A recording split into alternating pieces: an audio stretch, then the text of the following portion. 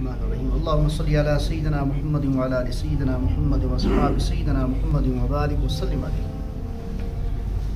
السلام علیکم ورحمۃ اللہ وبرکاتہ. محترم سامعین کرام، آج سیرت پاک صلی اللہ علیہ وسلم کا سبق نمبر 191، جس کا عنوان ہے خدائی مدد اور جنگ کا فیصلہ. یش پڑھن مدینہ پاکس نبر وہاں اطراف میں جو خندق کھودی گئی، اس کی کھائی آئی کھننا. ایک طرف باغات تھے جہاں سے حملہ آنے کا اندیشہ نہ تھا، اور دوسری جانب سے چٹانیں تھیں، چٹانوں سے بڑے پہاڑ تھے جہاں سے گھوڑے اور اونٹ پھسلنے کا خطرہ لاحق تھا، اور وہاں سے بھی حملے کا اندیشہ نہ تھا. وہیں یپر ینک اندیش اوس مشرکین مکہ تو بے یہودین ہند مدینہ سے ازنک. وہاں پر رحمت عالم صلی اللہ علیہ وسلم نے ایک خندق کھدوائی. ہم نے گزشتہ سبق میں اسی خندق کے متعلق ایک واقعہ پڑھا کہ مشرکین مکہ اور یہودیوں نے بڑا زور لگایا، 10,000 کا لشکر ان کے پاس تھا کہ اس خندق کو کیسے پار کیا جا سکے.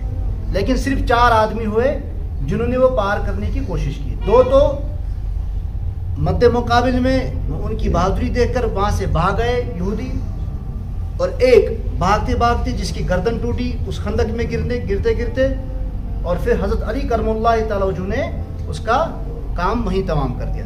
چوتھا جو آدمی تھا جس کا ہم نے کل پڑھا تھا کہ جس کے ساتھ حضرت علی رضی اللہ تعالیٰ عنہ کا مقابلہ ہوا. مقابلہ کیا تھا اور وہ کس معیار کا بندہ تھا؟ یہودی تھا کہ جو 100 گھڑ سواروں کے بیچ میں گھس کر ان سے ٹکرانے کی ہمت رکھتا تھا. اس کے ساتھ حضرت علی رضی اللہ تعالیٰ عنہ کا مقابلہ ہوا، اور آخرکار حضرت علی رضی اللہ تعالیٰ عنہ نے ایک ہی وار سے اس کے سر پر وار کیا، جس سے اس کے جسم کے 2 ٹکڑے ہوئے.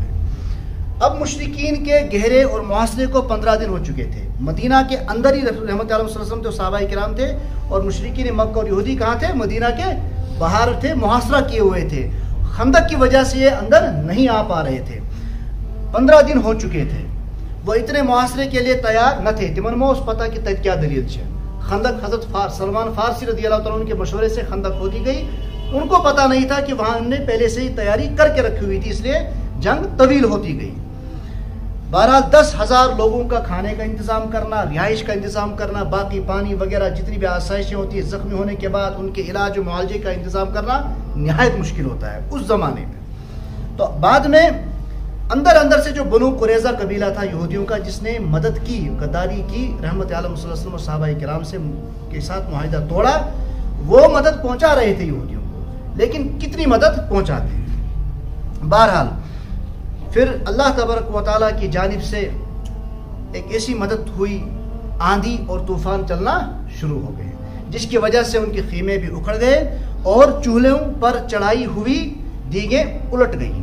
ساتھ فرشتوں کا لشکر بھی آ گیا مدد کے لیے، جس کو قرآن کریم نے اس طریقے سے نقشہ کھینچا: یا ایھا الذین آمنوا اذکروا نعمت اللہ علیکم اذ جاءتکم. اے ایمان والے تو کریو سو نعمت اللہ تبارک و تعالیٰ سے یاد. اذ جاءتکم جنودوں، اس نعمت کو یاد کرو جب کہ تم پر حملہ کے لیے لشکر آ گئے تھے. پھر ہم نے ریحا و جنود لم تروا، ایسی ہوا چلا دی ان پر، ہوا چلا دی اور ایسے لشکر بھیجے جو تمہیں دکھنے میں نہ آ سکے، جن کو تم نہیں دیکھ سکتے تھے. وکان اللہ بما تعملون بصیرا، اور تم جو کچھ کر رہے تھے اللہ تبارک و تعالی سب دیکھ رہے تھے. ادھر اس سبق میں ایک بہترین واقعہ ہے. بنو غطفان قبیلے کے ایک بزرگ کو ایمان نصیب ہوا. کس دوران؟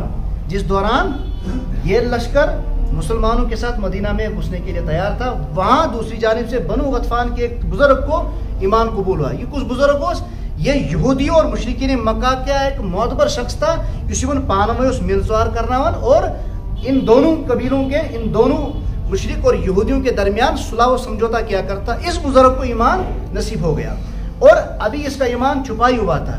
امسن ایمان اسے کھٹتی ہوئی. یہ گو پیش در خدمت جناب رسول اللہ صلی اللہ علیہ وسلم کے پاس پیش ہوا اور کہنے لگا کہ میرا ایمان ابھی چھپا ہوا ہے، اعلانیہ طور پر ابھی کسی کو خبر نہ ہے کہ میں ہسا ایمان قبول کرمت. تو رحمت عالم صلی اللہ علیہ وسلم نے فرمایا، اس شخص نے، اس بزرگ نے فرمایا کہ میں کچھ تدبیر کرنا چاہتا ہوں جنگ کے متعلق، کچھ تدبیر کرنا چاہتا ہوں. آپ صلی اللہ علیہ وسلم نے اجازت دے دی، کیونکہ جنگ چالاکی اور تدبیر ہی کا نام ہے. انہوں نے ایسی تدبیر کی جس سے بنو قریظہ اور مکی لشکروں کے درمیان باہم لڑائی چھڑ گئی. بنو قریظہ اندر والا قبیلہ، مشرکین مکہ باہر والے سے جو حملہ کرنے کے لیے 10,000 آئے تھے. کیونکہ دونوں قبیلوں کے درمیان میں معتبر تھے. اب انہوں نے ایسی چال چلنی شروع کر دی.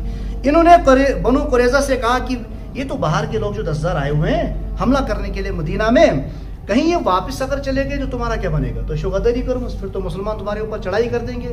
اس لیے تم ایک کام کر لو, تم ان سے کچھ بزرگ لے لو ضمانت کے طور پر, تاکہ وہ بھاگ نہ سکے. ضمانت کے طور پر اپنے پاس لے لو تاکہ وہ بھاگ نہ سکے. ادھر بنو قریظہ سے بات کی اندر, پھر چلا گیا باہر. باہر کس سے بات کی؟ مشرکین مکہ سے اس نے بات کی کہ یہ جو اندر والے ہیں کہیں یہ مڑ نہ جائیں, جو انہوں نے غداری کی تمہارے ساتھ معاہدہ کیا کہیں یہ واپس مڑ نہ جائے مسلمانوں کی جانب سے. تم ایک کام کرو, ان کے کچھ جوان واپس لے لو, آپ خود کے لیے رکھ لو ضمانت کے طور پر, تاکہ یہ غداری تمہارے ساتھ بھی نہ کر سکے, کیونکہ ان نے مسلمانوں کے ساتھ غداری کی, اکٹھا رہ رہے تھے, ہو سکتا تمہارے ساتھ بھی کر سکتے غداری. اب اس بزرگ نے یہ چال, جنگ کی چال چلی. جیسے ہی یہودیوں نے مشرکین سے کہا کہ بھروسے کے لیے آپ کچھ ہمیں جوان دے دیجئے ضمانت کے طور پر, کنہوں نے؟ یہودیوں نے. اندر والے قریظہ نے جو انہوں نے غداری کی تھی, انہوں نے مشرکین سے کہا کہ تو ایدیو کے جوان اس تھاوک ضمانت کے طور پر, کیونکہ انہوں نے گوڑے آمس بوٹ پڑھنا, انہوں نے بھانپ لیا تو بھئی یہ تو چالاکی ہمارے ساتھ کر رہے ہیں تاکہ ہم انہیں بطور ضمانت اپنے پاس رکھ سکیں. اس پر مشرکین کے کان کھڑے ہو گئے, آپس میں لڑائی جھگڑا شروع ہو گیا. اس طرح مکی فوج بدل ہو گئی. ہوا کے طوفان نے بھی وہ بے بس کر دیے تھے, اور جو آپس کی لڑائی وہاں شروع ہوگی, بنو قریظہ اور باہر والے مشرکین جو 10,000 آئے ہوئے تھے, ان کی آپس کی لڑائی نے انہیں بدل کر دیا. پھر یہ ایک دوسرے کو کوستے وہاں سے مدینہ سے واپس چلے گئے. اور اللہ تبارک و تعالی نے ارشاد فرمایا, وَرَدَّ اللَّهُ الَّذِينَ كَفَرُوا بِغَيْظِهِمْ لَمْ يَنَالُوا خَيْرًا وَكَفَى اللَّهُ الْمُؤْمِنِينَ الْقِتَالَ وَكَانَ اللَّهُ قَوِيًّا عَزِيزًا.